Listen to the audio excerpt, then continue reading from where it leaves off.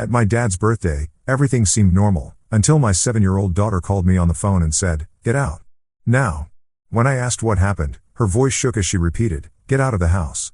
I obeyed, and 3 months later they were begging me to forgive them. Look, I need to tell you something that's going to sound completely insane. 3 months ago, my 7-year-old daughter saved my life with a phone call, and I still don't know if I should thank her or be terrified of how she knew what she knew. It was Dad's 72nd birthday. Nothing special planned, just family dinner at my childhood home, the kind of obligatory gathering where everyone pretends we're closer than we actually are. My wife Sarah had been acting weird all week, jumpy and distracted, but I chalked it up to work stress.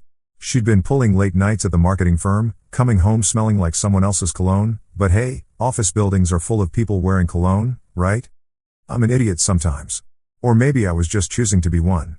The house looked exactly like it had when I was 12, same faded wallpaper in the hallway, same creaky third step on the stairs, same smell of my mother's lavender potpourri mixed with decades of Sunday roasts. Mom had gone all out with decorations, streamers and balloons like Dad was turning 7 instead of 72. It was sweet in that suffocating way that family gatherings always are. My daughter Emma was being unusually quiet, sitting in the corner of the living room with her little hands folded in her lap. She kept staring at Sarah with these intense brown eyes, my eyes, actually, which made the whole thing more unsettling. Kids that age aren't supposed to look like they're solving complex equations in their heads. "Emma, sweetheart, why don't you go play with your cousins?" I suggested, nodding toward the chaos of kids running around the backyard. She shook her head slowly. "I want to stay here, Daddy." Something in her tone made my stomach twist, but before I could ask why, Dad launched into one of his endless stories about his Navy days. You know the type, every family gathering needs at least 3 stories about how tough things were back in his day. I found myself nodding along while mentally calculating how long until we could politely leave. Sarah had positioned herself near the kitchen, chatting with my sister Linda about some reality TV show I'd never heard of. She kept checking her phone, though. Quick glances when she thought no one was looking. The kind of glances that set off alarm bells in the primitive part of your brain, the part that kept our ancestors alive when saber-toothed tigers were still a legitimate concern. "David, you okay?" Mom asked, appearing beside me with a plate of those little sandwiches she always makes. "You look distracted." "Just thinking about work," I lied. The truth was, I felt like I was watching everything through thick glass, present but disconnected, like my body knew something my brain hadn't figured out yet. The afternoon crawled by. Dad opened his gifts with the enthusiasm of someone who'd rather be napping. Sarah laughed too loud at Uncle Rick's awful jokes. Emma remained glued to my side, occasionally tugging on my shirt sleeve for no apparent reason. Around 4 o'clock, things took a turn toward the surreal. I was helping Mom clear plates when Emma appeared in the kitchen doorway. She looked pale, almost gray, like she'd seen something that had drained the color from her face. "Daddy," she whispered, "can I have your phone?" "What for, sweetheart?" "I need to call you." The words hit my ears but didn't make sense. "Call me?" I was standing right there. "Emma, I'm right here. What do you need to call me about?" Her little face crumpled with frustration. "Not now, Daddy. Later. When you're not safe." The temperature in the kitchen seemed to drop 10 degrees. Mom stopped scraping plates. Sarah, who'd been laughing with Linda in the living room, went suddenly quiet. "Emma, what are you talking about?" I knelt down to her level, searching her face for clues. Kids say weird things all the time, but this felt different. This felt important. She glanced around the kitchen nervously, then leaned close to my ear. Her whisper was so quiet I almost missed it. "Uncle Rick isn't Uncle Rick." Before I could ask what she meant, she was gone, slipping out of the kitchen like smoke. I stood there staring at the empty doorway, trying to process what had just happened. Uncle Rick isn't Uncle Rick? What kind of cryptic nonsense was that? But when I looked through the kitchen window into the backyard, I saw Uncle Rick talking on his phone by the fence, his back turned to the house. There was something about his posture, the way he kept glancing back at the house, that made my skin crawl. He'd been my dad's brother-in-law for 20 years. I'd known him my entire adult life. So why did he suddenly look like a stranger? The rest of the afternoon passed in a haze of forced normalcy. We sang happy birthday. We ate cake. Everyone pretended to be having a wonderful time while the air buzzed with unspoken tension. Emma stuck to me like glue, her small hand clutching mine with surprising strength. As we were getting ready to leave, Sarah announced she had to run back to the office. "Just for an hour," she said, not meeting my eyes. "Big presentation tomorrow." "On Sunday night?" I asked. "You know how it is." She kissed my cheek quickly, too quickly. "Emma and I will see you at home." But Emma shook her head violently. "I want to go with Daddy." Sarah's smile faltered for just a second. "Sweetheart, Mommy has too." "No." Emma's voice carried a finality that surprised all of us. "I'm going with Daddy." There was a moment of tense silence. Sarah looked like she wanted to argue, but something in Emma's expression stopped her. It was the look of a child who knew more than she should, and it was terrifying on a 7-year-old's face. "Fine," Sarah said tightly. "I'll see you both at home." The drive home was quiet except for Emma's soft humming from the back seat. She was singing something I didn't recognize, a melody that sounded older than her years. Every time I glanced in the rearview mirror, she was staring out the window with that same intense focus. "Emma, what did you mean earlier about Uncle Rick?" "He smells different," she said matter-of-factly. "Different how?" "Like he's pretending to be someone else." Kids say the strangest things, but they also notice details adults miss. Uncle Rick had been acting differently lately, quieter, more watchful. I'd attributed it to him getting older, but maybe Emma was picking up on something more subtle. We got home around 7. Our house looked exactly the same as when we'd left that morning, red brick colonial, white shutters, perfectly manicured lawn courtesy of our landscaping service. But something felt off. The front door was slightly ajar, which was weird because I distinctly remembered Sarah locking it before we left. "Stay in the car for a minute, sweetheart," I told Emma. "No, Daddy. Don't go in there." The urgency in her voice stopped me cold. "Why not?" She unbuckled her seatbelt and climbed into the front passenger seat, her face serious beyond her years. "Because they're waiting for you." "They?" "Emma, who's waiting for me." Instead of answering, she pulled my phone from the cup holder and held it out to me. Her small fingers were shaking. "Give me your number, Daddy." This was getting too weird, even for a 7-year-old's overactive imagination. But something in her eyes, a deep, adult-like knowledge that shouldn't have been there, made me comply. I watched her carefully input my number into my contacts under Daddy Emergency. "When it rings," she said, "you have to answer right away. And you have to do exactly what I tell you to do." Before I could respond, she pressed call. My phone buzzed in my hand. The caller ID showed Daddy Emergency. I stared at the screen, then at Emma, then back at the screen. She was calling me from my own phone. The logical part of my brain wanted to laugh at the absurdity, but the primitive part, the part that had kept my ancestors alive, was screaming at me to listen. I answered. "Emma? Daddy?" Her voice sounded different through the phone, more distant and urgent. "Get out. Now." "What?" "Emma, you're right here with me. Get out of the house." But I wasn't in the house. I was sitting in my car in the driveway, staring at my daughter who was somehow calling me from the same car. None of this made sense. "Emma, I'm not in the house. I'm right here with you." Her voice shook as she repeated, "Get out of the house." That's when I realized she wasn't talking to present me. She was talking to future me. Somehow, impossibly, my 7-year-old daughter was warning me about something that hadn't happened yet. I looked at the front door again. Still slightly open. Still wrong.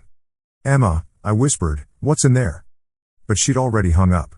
She sat back in the passenger seat, suddenly looking like a normal 7-year-old again, tired and a little confused. "Can we go get ice cream, Daddy?" I stared at her for a long moment, then at our house, then back at her. Every instinct I had was telling me to start the car and drive away. But this was my home. My life. You don't just abandon your life because your daughter makes a weird phone call. Except she hadn't made the call yet. She was going to make the call. Future tense. Which was impossible. "Ice cream sounds good," I heard myself say. I put the car in reverse and backed out of the driveway. As we drove away, I saw a shadow move past our living room window. Too tall to be Sarah.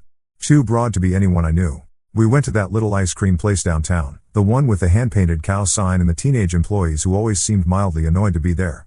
Emma ordered strawberry with rainbow sprinkles, same as always. I got coffee because I needed caffeine to process whatever was happening to my reality. She ate her ice cream in careful, tiny bites, like she was buying time. "Emma, who was in our house?" "Bad people," she said without looking up from her cone. "How do you know they're bad?" "Because they want to hurt you." The matter-of-fact way she said it made my blood turn to ice water. Why would anyone want to hurt me? She finally looked up, vanilla ice cream dotting her upper lip. "Because you found out." "Found out what?" But she was done talking. She finished her ice cream in silence while I sat there trying to piece together a puzzle with half the pieces missing. What had I found out? I was a software engineer for a mid-sized tech company. I wrote code for inventory management systems. I lived a profoundly boring life. Who would want to hurt me? My phone buzzed. Text from Sarah, "Where are you? Just got home and you're not here." I stared at the message. If she just got home, who had been in our house earlier? Who was the shadow in our living room window? I texted back, "Out with Emma. Be home later." "How much later?" "We need to talk." Something about those words made my hands shake. We need to talk. In my experience, that phrase never preceded good news. "Soon," I replied. Emma had finished her ice cream and was now drawing patterns in the condensation on the window with her finger. Little geometric shapes that didn't look like anything a 7-year-old should know how to draw. Emma, where did you learn to draw those?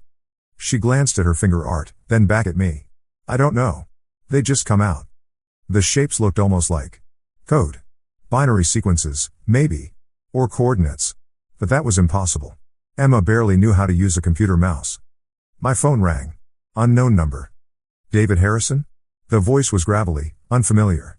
Yes? You need to come home. Now. Who is this? Someone who has your wife. You have 30 minutes. The line went dead. Emma was watching me with those two knowing eyes. That's them, isn't it? I nodded, unable to speak. Don't go home, Daddy. Emma, they have your mother. No, she said quietly. They have someone who looks like her. The words hit me like a physical blow. I stared at my daughter, this small person who somehow knew things she shouldn't know, who could call me from the same phone she was holding, who drew code patterns without understanding what they were. Emma, what's happening to us? She reached over and took my hand. Her small fingers were warm and solid and real. I don't know, Daddy. But we have to be very careful. 25 minutes.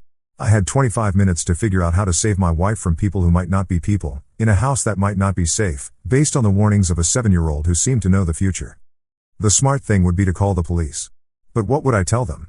My daughter called me from my own phone to warn me about something that hadn't happened yet? They'd think I was having some kind of breakdown. Maybe I was. Emma, I need you to be very honest with me. Do you know who those people are? She nodded solemnly. Can you tell me? They're the ones who took the real Uncle Rick. My blood turned to liquid nitrogen. What happened to the real Uncle Rick? I think he's somewhere dark, she whispered. Somewhere cold. I closed my eyes and tried to think. Uncle Rick had been acting strange for weeks. More withdrawn, different mannerisms, even his laugh sounded off. But he looked like Rick, sounded like Rick when he spoke. How could someone not be Rick while still being Rick? Unless they were very, very good at pretending. 15 minutes now. I needed to make a decision. I pulled out my phone and scrolled through my contacts until I found my neighbor Jerry's number. Jerry was a retired cop, still built like someone you wouldn't want to meet in a dark alley, and he owed me a favor from when I'd fixed his computer last month. Jerry? It's David from next door. I need help. What kind of help? The kind where you bring that service weapon you definitely don't still have. There was a pause. That kind of help's going to cost you more than computer repair. Name your price. Explanation first. Full truth. I looked at Emma, who nodded encouragingly. So I told Jerry everything. The weird phone call, Emma's warnings, the shadow in our window, the threatening call. All of it. When I finished, there was a long silence. Kid, Jerry said finally, either you're having the world's most elaborate psychotic break, or you've stumbled into something seriously bad. Either way, you shouldn't handle it alone. So you'll help? I'll meet you at the corner of Oak and Maple in 10 minutes. And David? Bring the kid. If she's seeing things you're not, we might need her eyes. The drive to Oak and Maple took 5 minutes. Emma sat quietly in the passenger seat, occasionally giving me directions even though I knew the way. Turn left at the blue house, Daddy. I was going to turn left. I know. But now you're sure.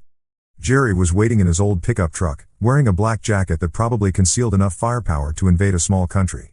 He got out when he saw us, moving with the careful economy of someone who'd spent decades in dangerous situations. This is Emma, I said as he approached. Jerry knelt down to her level. Hello, Emma. Your dad tells me you're pretty good at knowing things. She studied his face seriously. You're not pretending to be someone else. No, I'm not.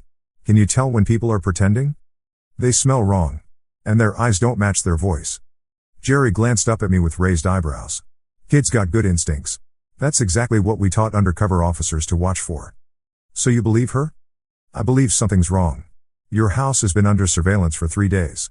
2 unmarked vans, rotating shifts. Professional setup. My legs went weak. 3 days? Why didn't you tell me? Figured it was federal something or other. You work with computers, right? Thought maybe you'd access something you shouldn't have. Jerry stood up, scanning the street with professional paranoia. But when kids start making prophetic phone calls, it's time to pay attention. What's the plan? Jerry pulled out his phone and showed me an aerial view of our neighborhood. Our house was marked with a red pin, surrounded by several blue pins. Those blue pins are escape routes. We're going to approach from the back, through the Henderson's yard. Emma stays in the truck with the radio. He handed her a small walkie-talkie. If anything feels wrong, anything at all, you tell us immediately. Emma tested the radio. Jerry? Can you hear me? His radio crackled. Loud and clear, sweetheart. Remember, you're our early warning system.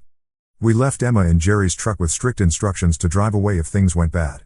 She hugged me tight before I left, whispering something in my ear that made my blood freeze. The woman in there isn't Mommy. But Mommy's still alive. Jerry and I made our way through the Hendersons' backyard, moving quietly through the shadows. The sun was setting, painting everything in shades of orange and red that made the whole scene look like a movie set. There, Jerry whispered, pointing toward our back deck. 2 figures in your living room. Moving around like they're searching for something. I squinted through the gathering darkness. 2 shapes, definitely not Sarah. Too tall, too broad. And they were going through our things with systematic precision. Any idea what they're looking for? Jerry asked. I have no clue. I'm a software engineer. I write boring code for boring companies. The most classified thing in my house is Emma's diary. Jerry gave me a sharp look. What kind of code? Inventory management. Stock tracking. Database optimization. Nothing sensitive. For which companies? Mostly small retail chains. Some logistics firms. I paused, trying to remember. Actually, I did some contract work last month for a shipping company. Maritime something.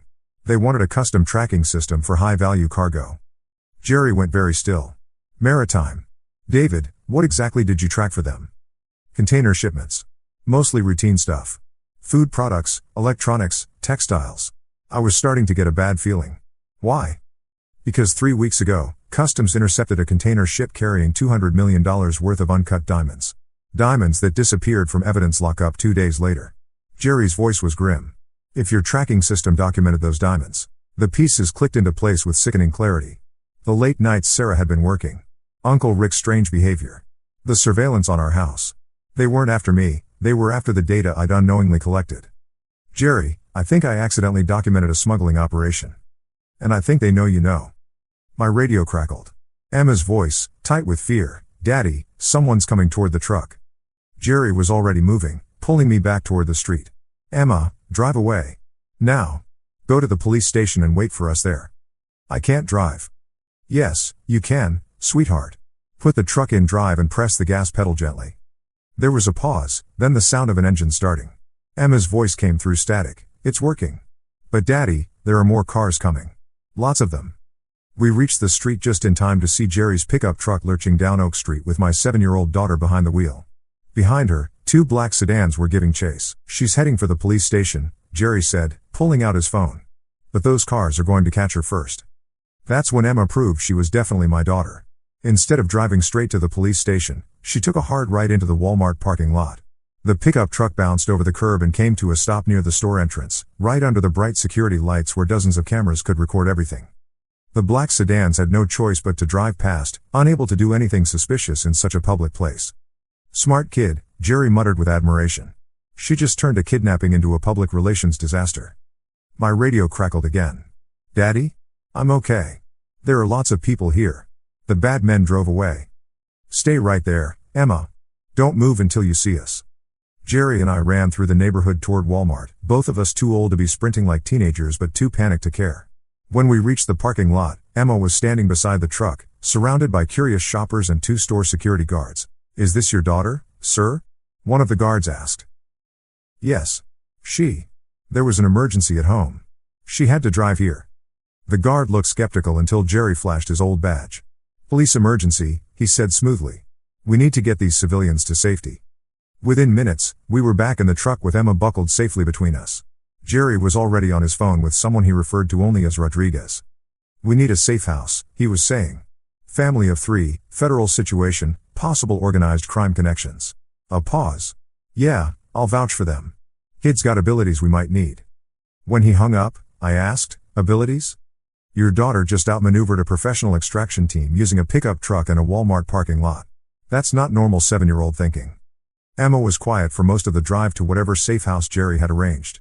But as we pulled into the driveway of a nondescript ranch house in a suburb I didn't recognize, she spoke up. Daddy? The lady they have at our house. She's going to call you soon. What lady? The one pretending to be Mommy. Before I could ask more questions, my phone rang. Sarah's number. I looked at Jerry, who nodded. Answer it. But put it on speaker. David? Where are you? Sarah's voice, but something was off. The cadence was wrong, like someone reading lines they'd rehearsed but didn't quite understand. "I'm safe," I said carefully. "Safe from what?" "David, you're scaring me. Come home so we can talk about this." Emma shook her head violently. She held up a piece of paper with something written in her careful 7-year-old handwriting. "Ask her about the strawberry birthmark." Sarah had a small strawberry birthmark on her left shoulder blade. "Something only I would know." "Sarah, how's your shoulder feeling? You mentioned it was bothering you this morning." There was a pause. "Too long. It's fine. Much better. David, please come home." Sarah had never mentioned her shoulder bothering her. Ever. Because the birthmark was just a birthmark, it had never caused her any discomfort. "Where's Emma?" the fake Sarah asked. "She's with me. Bring her home.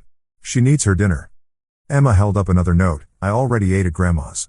"She already ate at Mom's," I said. Another pause. "Of course. I forgot. David, I'm worried about you.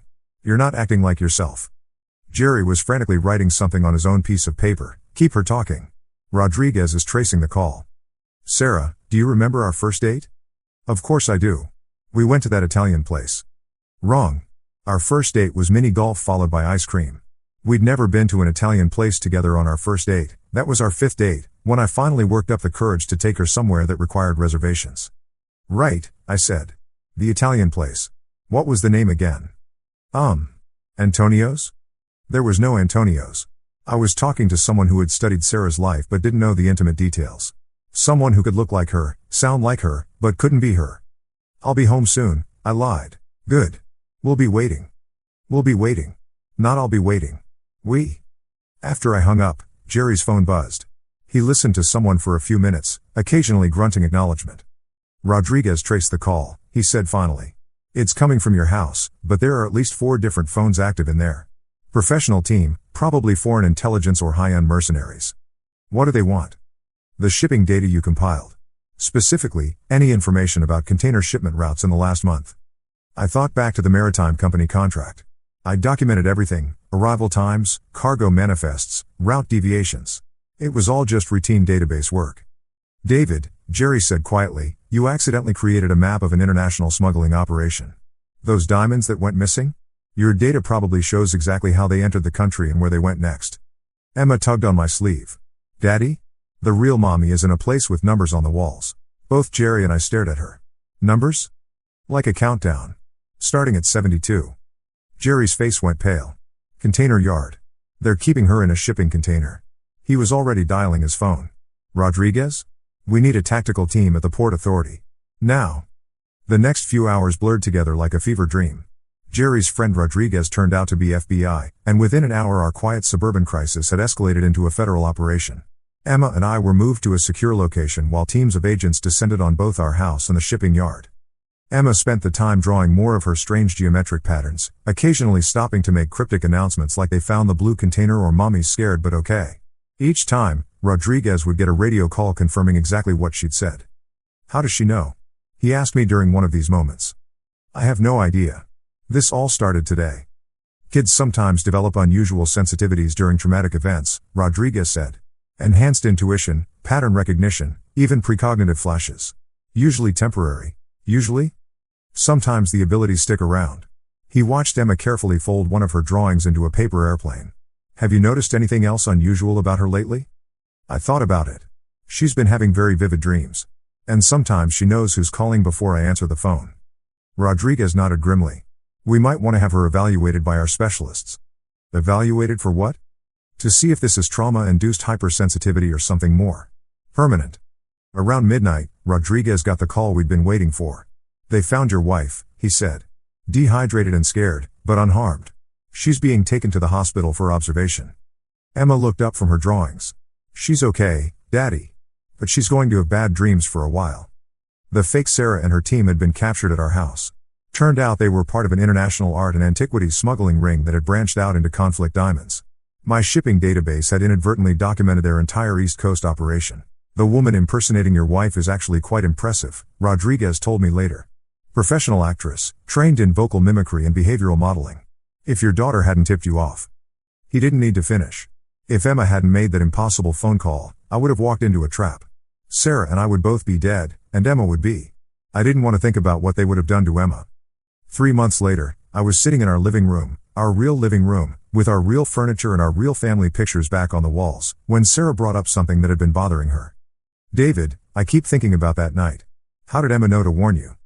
I'd been wondering the same thing. The FBI specialists had evaluated Emma and concluded that she'd experienced what they called acute stress-induced precognitive episodes. Basically, extreme fear had temporarily rewired her brain to pick up on patterns and probabilities that adults miss. Trauma can unlock strange abilities, I said, which was the official explanation we'd been given. But she called you from your own phone. How is that even possible? I didn't have an answer for that. None of the specialists did, either. The phone records showed the call happening, but there was no technical explanation for how Emma could have called my number from the same device she was using to make the call.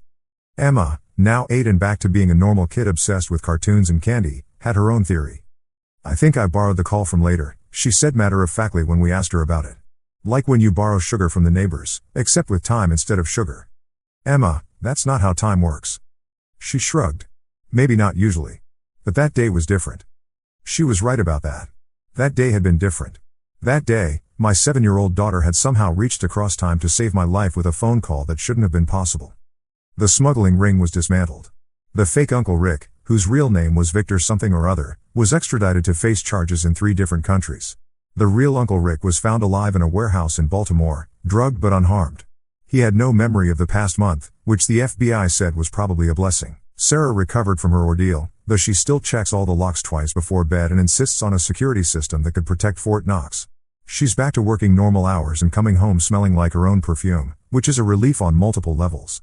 As for Emma, she occasionally still demonstrates flashes of that uncanny knowledge. She'll know when someone's about to call, or she'll warn me about traffic jams before we encounter them. But nothing as dramatic as that first phone call. Sometimes I catch her drawing those geometric patterns, though she claims not to remember making them. The FBI kept copies of all her drawings from that night, and Rodriguez still calls occasionally to ask if she's shown any new abilities. I tell him no, because I want Emma to have a normal childhood. But the truth is, sometimes I'll find her staring out the window with that same intense focus she had that day, like she's seeing something the rest of us can't. Last week, she asked me if I remembered how to answer the emergency phone. What emergency phone, sweetheart? The one I'm going to call you on, she said, then went back to watching cartoons like she hadn't just sent chills down my spine. I keep my phone charged now. All the time. Just in case. Because if there's one thing I learned from this whole ordeal, it's that when your 7-year-old daughter tells you to get out of the house, you get out of the house. Even if, especially if, she's calling you from the same phone she's holding in her hands. Some rules don't make sense until they save your life. And some phone calls come from places that don't exist yet, carried by voices that know things they shouldn't know, warning you about dangers you can't see coming. I used to think time moved in one direction, predictable and linear. Now I know better. Now I know that love, the fierce, protective love of a child for her parent, can reach across impossible distances and bend reality itself. Emma saved my life with a phone call from the future. I still don't understand how, and I'm not sure I want to. Some mysteries are better left unsolved, especially when the answer might be more terrifying than the question. But I know this, if she ever calls me again, from any phone, at any time, telling me to get out, I'm not even going to ask questions. I'm just going to run. Which brings me to what happened 3 weeks ago. I was working late in my home office. Yes, we moved back into the same house because Sarah refused to let those criminals drive us away, when Emma appeared in my doorway wearing her pajamas and that expression. You know, the one that meant she was about to say something that would turn my world upside down. Daddy, you need to see something. She led me to her bedroom, where she'd been drawing again. But these weren't the geometric patterns from before. These were maps. Detailed, precise maps of places I'd never seen, with little X marks scattered across them like some kind of treasure hunt designed by a very disturbed pirate. Emma, where did you see these places? In my dreams. But they're not dreams, Daddy. They're memories that haven't happened yet. That phrase, memories that haven't happened yet, made my skin crawl in ways I can't adequately describe. It was like hearing someone casually mention they'd been chatting with their own ghost. Memories of what? She pointed to one of the X marks on what looked like a map of downtown Chicago. That's where the man with the broken smile is going to hurt people. What man? The one who thinks he's helping, but he's not. He's going to make a big mistake in. She paused, counting on her fingers. 17 days. I stared at the drawing. The level of detail was impossible for an 8-year-old. Street names were spelled correctly, building layouts were architecturally sound, and there were notations in what looked like a code I didn't recognize. Emma, how do you know these street names? The same way I knew you were in danger that day. It just comes to me, like remembering something I forgot. She picked up another drawing, this one showing what appeared to be the interior of a large building. This is where they're keeping the children.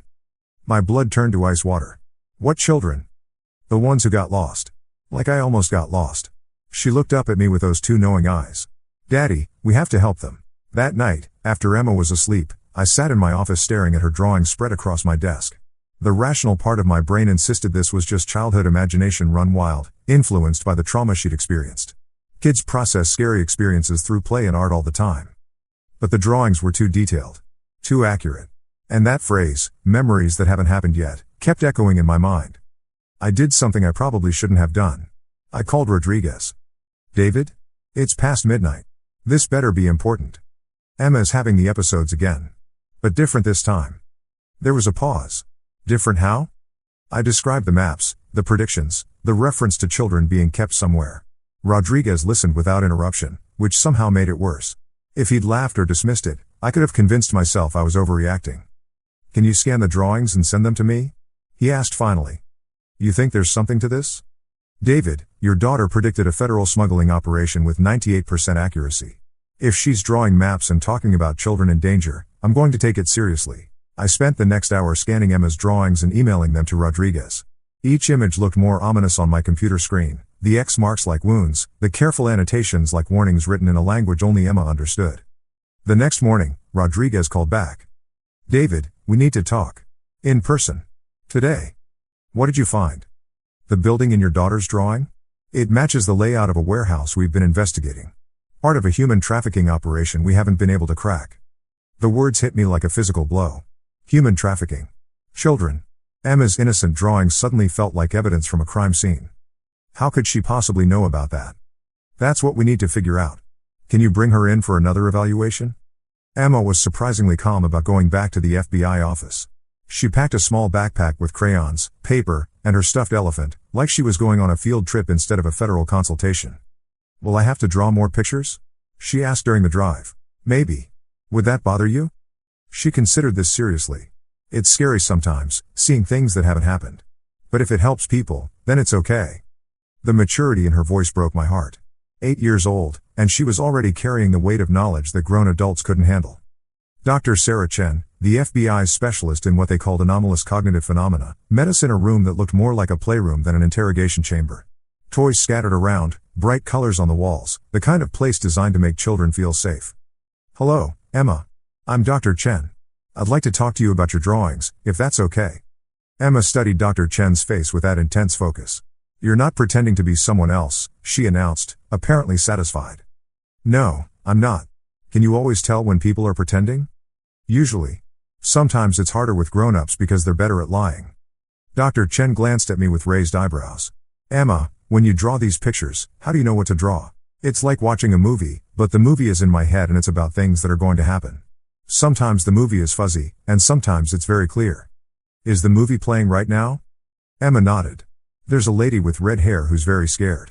She's in a room with no windows, and she can hear children crying through the walls. Dr. Chen went very still. Can you draw what you see? For the next hour, Emma drew with the focused intensity of someone much older.